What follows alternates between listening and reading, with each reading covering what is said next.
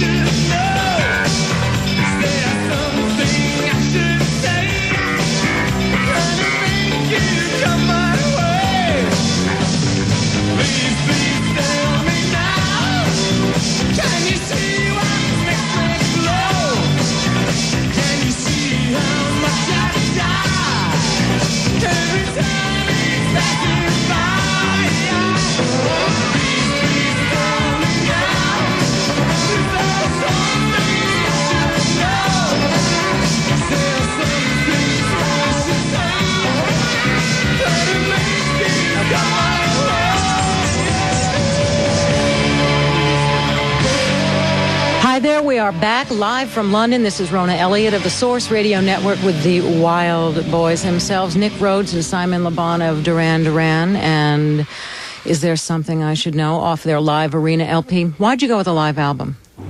Well, I think the thing was we spent, as a band, about 6 months touring last year, and we did a very extensive tour of America and the rest of the world, and we really felt that it should be represented in some way.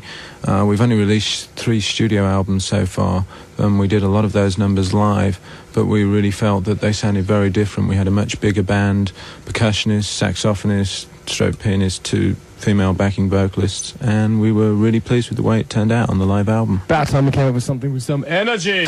During the record, we were just talking about the great tradition there is of musicians to gather together and make a contribution during a world crisis, and this has certainly been the case over the last couple of days in England. Some of the greatest rock stars in England have gotten together and recorded Do They Know It's Christmas, a song which I will now let Simon and Nick talk about. Yeah, there's an incredible thing happened. I mean, there was people coming from all over the world to do this at the drop of a hat. Literally, I mean, we'd known about it for a week or two before. We're talking about the Ethiopian famine. The Ethiopian famine. There was people. There was me, Sting, Boy George. There was George Michael, Paul Weller, Bono from U2, Paul Young. The list just goes on and on and on. Bob Geldof arranged it. He was the one with the brainwave, and it's a very potent symbol, I think, for Ethiopia, like saying you can actually do something about it. And all the money goes to a newspaper here that funnels it directly to a private voluntary feeding organization in Ethiopia. That's right. There's the Band-Aid Fund. The band's called Band-Aid. All the record companies involved are not taking any percentages. All the shops who are selling it aren't. So for every record that gets sold, for £1.30 in this country, £1 goes to charity, and we're going to try and get it off the ground all over the world, this record. Right, and we will be premiering Do They Know It's Christmas a little bit later in the show. It'll be the American premiere. It got played on the BBC for the first time today, so you'll be hearing it first here. How about... Go ahead. Right, I mean, I was just going to say, it's your chance to do something about something of which we know means a lot to people. Right, this is something that you can do, can make a difference. Moving on to a slightly lighter subject. One of the things about Duran that people always want to know is about the explosion of your career over the last couple of years. You made the explosion of our TV screen on the video. Right, there goes Nick's head exploding. Nick, get back in the cage. You said you wanted to dominate the world in 1984, probably dominate the music scene. What did you mean by that? And then have you lived up to your expectations? We actually meant world domination in the truest sense of the form. We've tried. I think we're running a little bit behind schedule. 2 minutes, Nick. Right, yeah, 45 seconds to tell us about your domination 45 complex. Seconds to dominate the world. We'll do it. We will do it. We're currently taking over Europe, actually. We didn't tour Europe last time. We did Australia, Japan, America, England, Canada, but we didn't do Europe, and the reason being that we seem to have broken out in a lot of places all around the world, but not really anywhere in Europe. And just suddenly, with the Reflex and the Wild Boys, that seems to have broken open. So we've got South America left yet. Good. Yeah, well, we did it right. We didn't invade Poland. We did not invade Poland, but we're about to invade Hungry Like the Wolf. Tell me a line or two about it. A line or two. Hungry Like the Wolf is a song about about the animals that are actually living inside people. Like this one. And it's a song about how much like the jungle the city is. Okay, the jungle and the city. Take it away. Oh.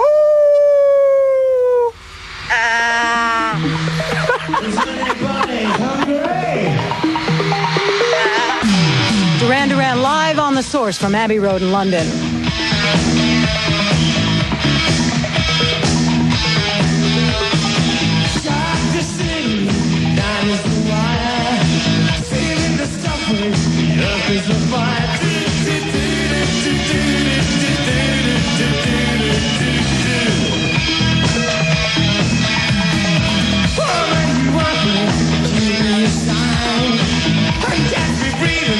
Closer behind.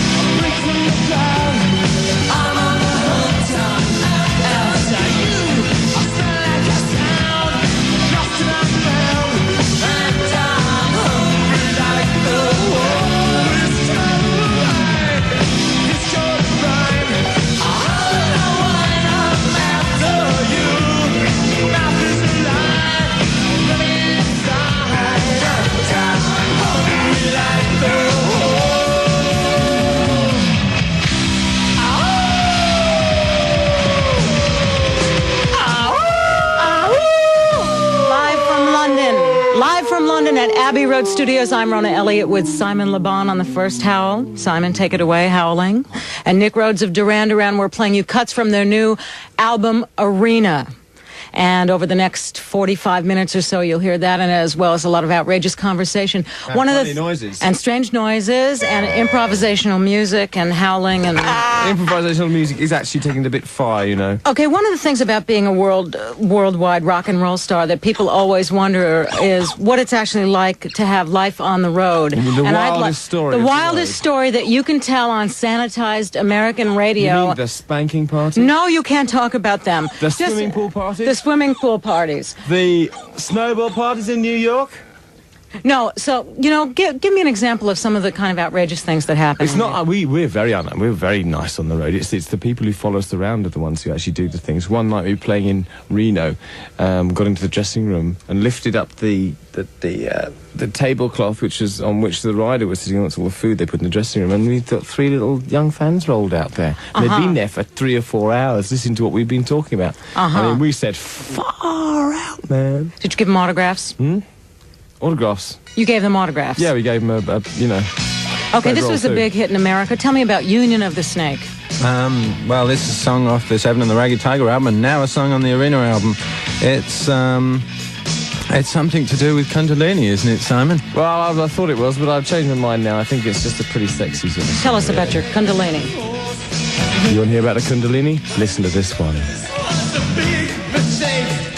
There's a fine line drawing pieces together. Nothing is about to break. If I listen close, I can hear them singing. Voices in your body coming through on the radio. The union of the snake is on the climb. Moving up, it's on the race, gonna break through the borderline. Night shades on the morning, give me strength, at least give me a line. Give me anything, even sympathy. There's a chance you could be right. If I listen close, I can hear them singing. Voices in your body coming through on the radio. The union of the snake is on the climb. Moving up, it's gonna rest.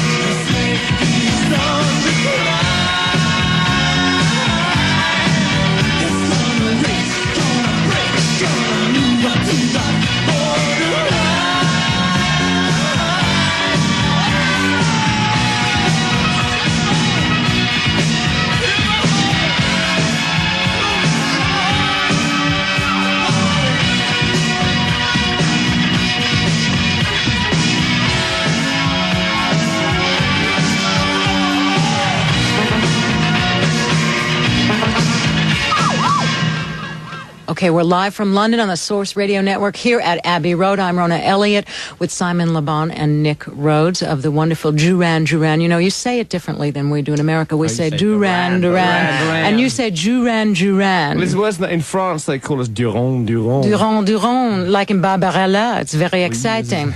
We went and sent our man in London, Mal Redding, our Source correspondent, out in the streets of London from Trafalgar Square to Piccadilly into record stores to find out what Duran Duran fans here would like to know from you. Literally, he pounced upon people who bought Duran Duran albums. So, Simon, this first question is for you. We asked a woman as she was buying Arena, what would her question be for you if she had the chance to ask one? Okay. What does he think about criticism from the press and other bands? Okay, I didn't catch that. What's your response to criticism from the press and from other bands? Well, I don't respond to it, actually. I think we just, take it with a pinch of salt, like everything else. I mean, it depends whether if you believe what the newspapers say or not. I personally don't. I've seen a lot of things in there that are true and a lot of rubbish, too. Okay, second question. This chap just had a general question about Duran Duran's future. We'd like to know what the different fields they're going into,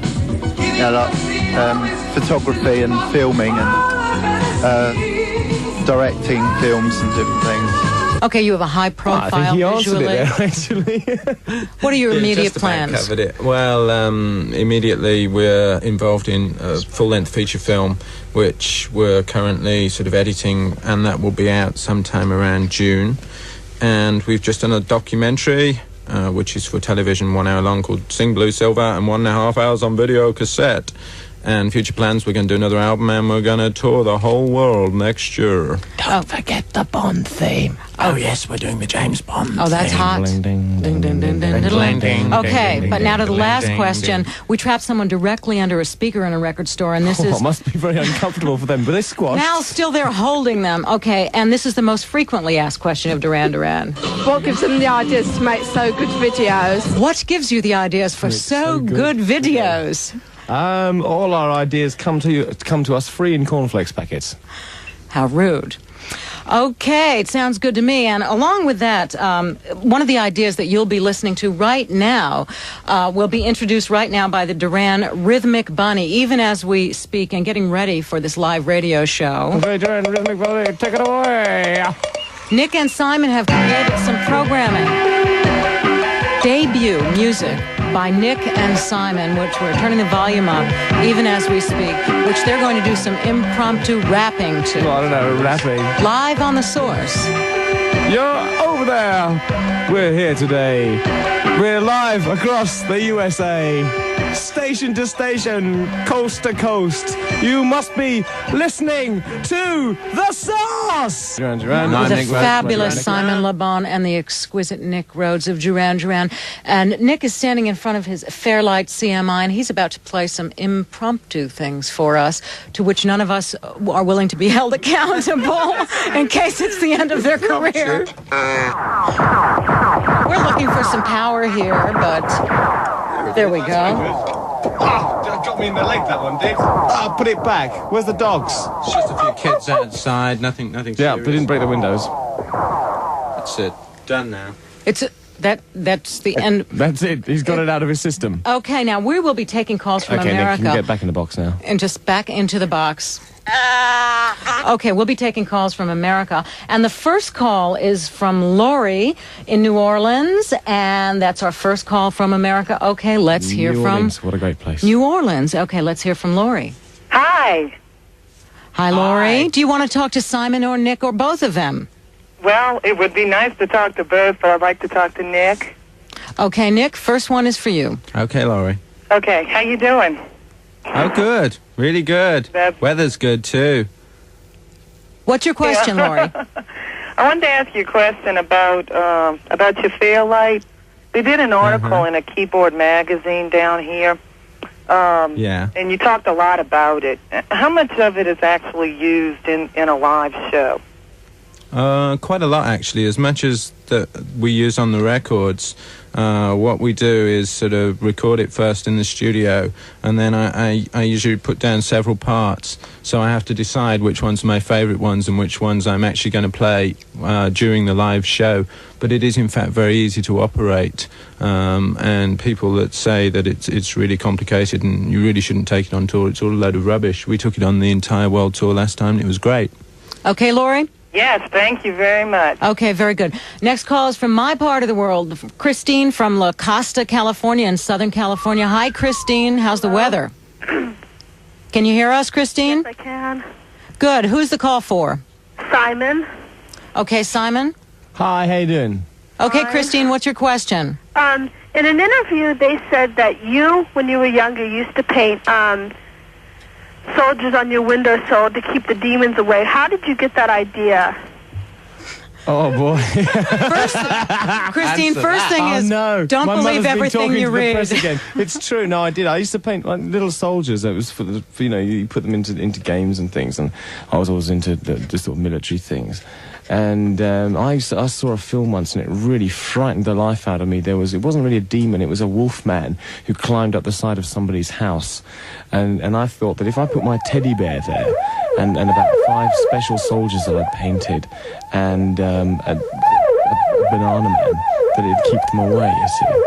Okay, Why, Christine. do you have the same problem? Yeah. Okay, Christine, thanks for your call. Our next call is from Minnesota, from Mort Lake, Minnesota, where it's probably Minnesota. very cold right now. Okay, Sabrina, hi. You're on The Source with Simon and Nick. Who's your question for? Actually both. Okay, go ahead. I was just wondering what they really think of American hard rock, like Twisted Sister and Iron Maiden and all that stuff. Christine, you have asked the question. No one else had the courage to ask. I think that, talking personally, hard rock isn't one of my favourite sorts of music, but, I mean, some of the groups are very good at what they do. I mean, bands like Iron Maiden, I know, are very successful, and I don't listen to them at home, but, I mean, good luck to them. Is ZZ Top hard rock? No. They're not. They're just great. They are, aren't they? They're so brilliant videos and brilliant furry guitars. Wow! Okay, Sabrina, anything else? I would just like to say that I really love them, and I hope they come to Minnesota pretty soon. Hey, we're coming to see you pretty soon. Don't worry about it. We'll be over. Thanks for calling, Sabrina. You're listening to the Source Radio Network live from London. Our next call is from Andrea in St. Paul, Minnesota. Hi, Andrea. Hello. Andrea? Andrea, are you there? Yeah, I'm here. Okay, Andrea. Who's your call for, Simon or Nick? Simon. Okay, go for it. Hi, Andrea. It's for Simon. Okay. Yep. Simon. Go ahead. Hi. Andrea, you got to talk. Now's your chance. Okay. I recently saw the video. I think we're going to wind Andrea up a bit. Okay. Andrea, we're going to put you on hold for a second here, and we're going to go to Charlene, who's calling from Deer Park, New York. Hi, Charlene. Can you hear us? Hello? Okay, everyone out there, you're listening to the Charlene's Source. got a sore throat tonight. Yes, I can. Charlene, okay, there you go, Charlene. Who'd you like to talk to? I'd like to talk to Nick. Okay, go for it. Hi, Charlene. Nick, I have a friend named Rosemary, and she's really in love with you. She wants to know about Julianne Friedman. Yeah. She's someone that I married recently. You did? Seriously? What? You really married her?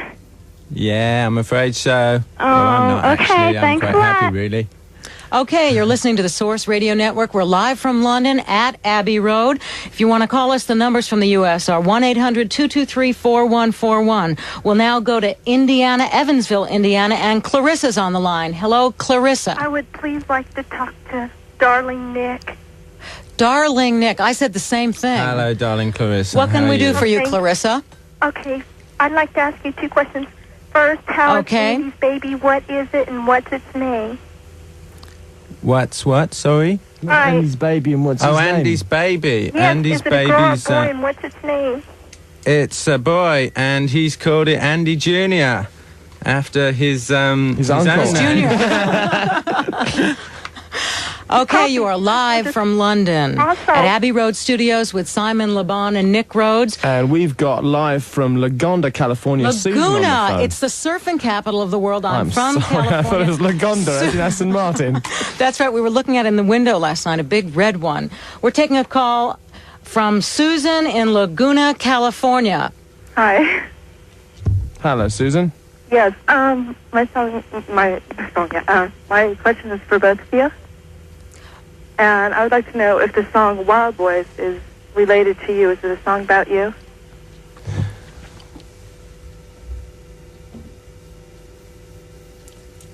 Yeah, Susan, it's kind of about us. There's one line of it which is about us in a funny kind of way. It's the line, they tried to break us, looks like they'll try again. But apart from that, we don't really think we're Wild Boys. The Wild Boys are a kind of figment...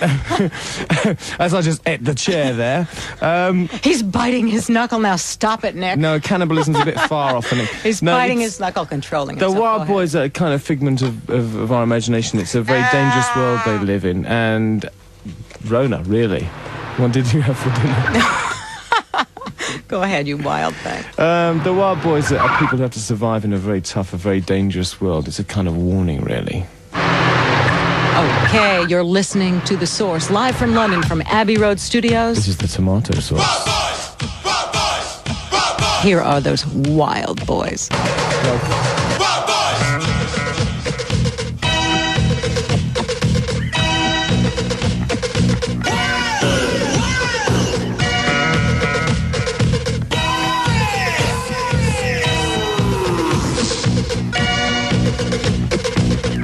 Wild boys are calling on their way back from the fire.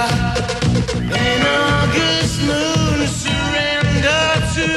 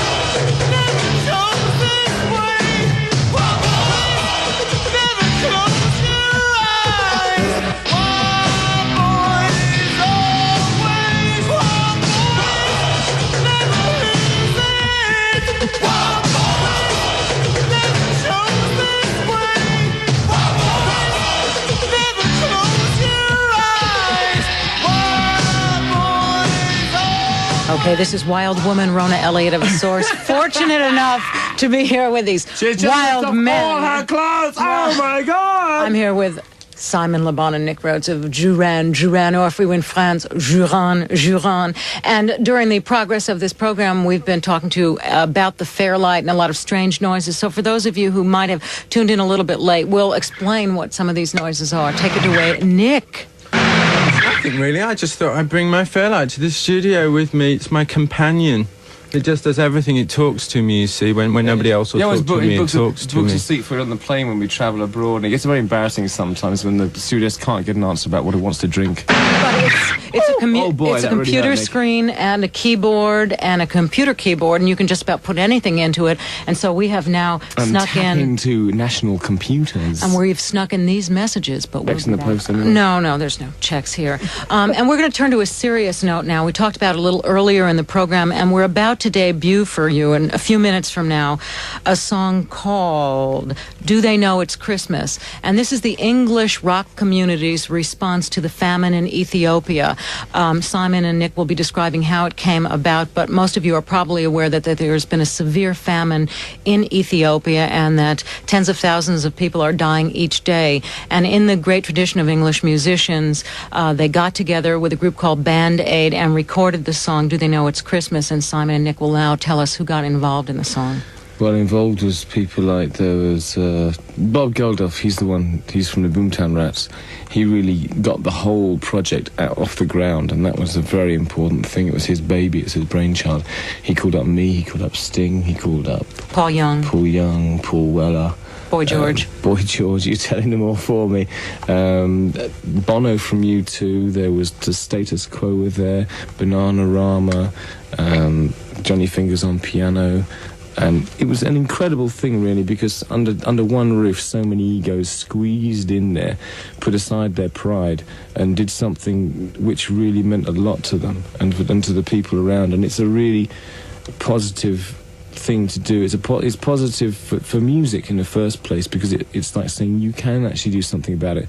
And I really honestly hope it does a positive thing for those people who are dying of hunger there. So the records go on sale and the profits go? The profits go direct to the starving kids in Africa. I think the thing that's most important of all, though, I mean, this hopefully will raise at least a couple of $1 million towards what they need. But I mean, that's only the tip of the iceberg, and the reason I think everybody did it was to draw to people's attention the fact that this is happening and that it takes very little to help those people from all of us that are a little more fortunate.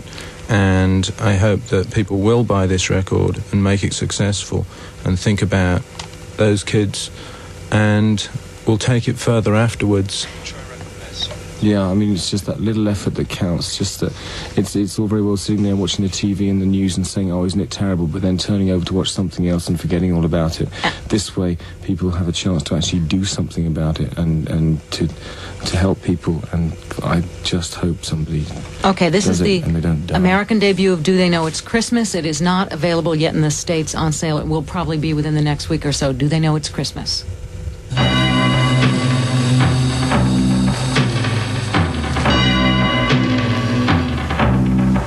It's Christmas time.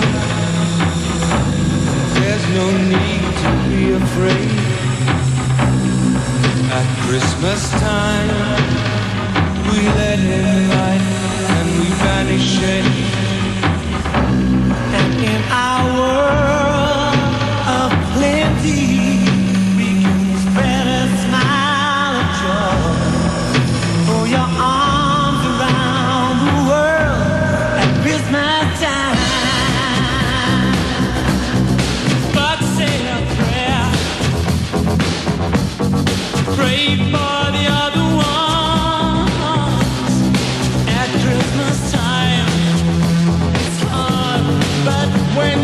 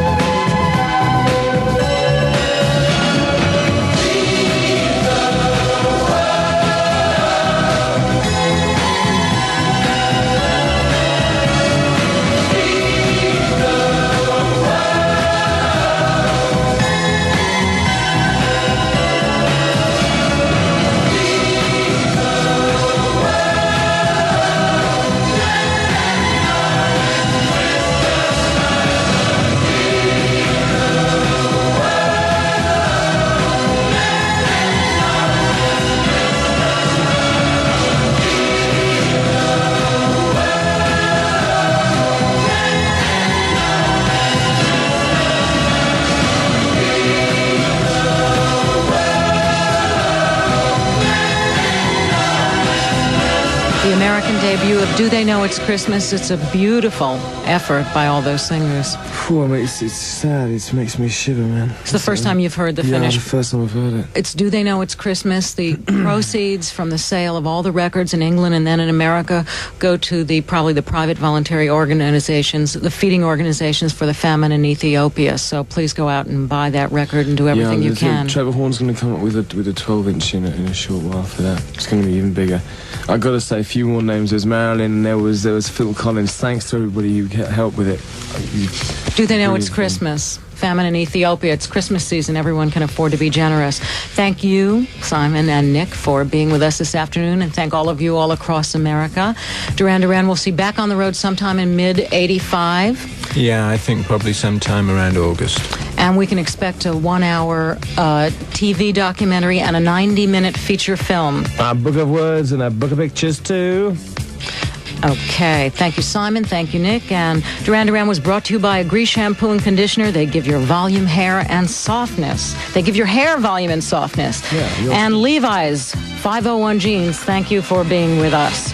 And we want to thank everyone who was involved in bringing you Duran Duran live from Abbey Road, the Wild Boys themselves, Thirsty Ear Communications, Peter and Donna Gordon for their production, Jody Miller, JLM Public Relations at Tritech, Val James and Peter Barrow, NBC London Bureau, Mike Batho, Mal Redding, Tinks Curtis, Dave Guyan at Abbey Road, Jim Jones, Peter James and Colin Johnson, and for their contribution, Andy Denmark as producer at NBC in New York, Stu Walther, Ray Weiss. Yes, Simon. And we'd like to thank everybody in America for listening to us, and thanks to the Source Radio Network for letting us use up their airwaves. Thank you very much. Airwaves belong to everyone. Frank Cody, executive producer, thanks to Jennifer Belande, Jamie Marks, Jim Pettigrew.